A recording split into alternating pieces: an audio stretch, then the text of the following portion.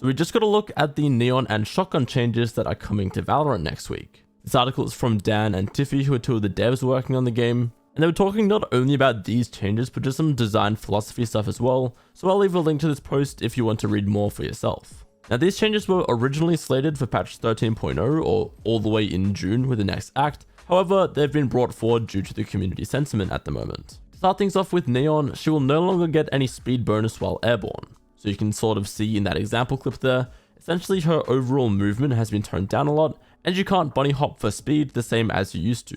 Additionally, Neon's fuel will now only go back to 100 with a kill if she has her ultimate active. So the fuel will still slowly and passively regenerate like normal, but now if you get a kill and you aren't in your ultimate, that fuel won't reset. They also mentioned some VFX changes to more clearly communicate the direction and origin of her slide, but otherwise it seems like that is all for now, so let me know what you think. I'm honestly surprised they didn't touch her slide more.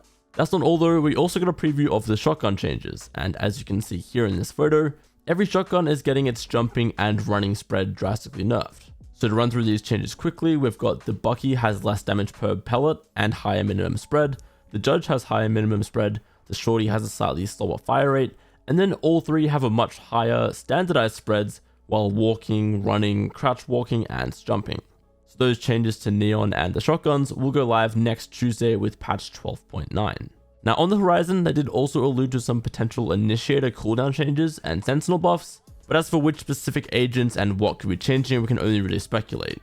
Those changes though to initiators and sentinels should be coming in patch 13.0 on the 23rd of June. That's all from me today. Again though, I definitely recommend you read that post from the devs in its entirety, so I'll leave a link to that in the description.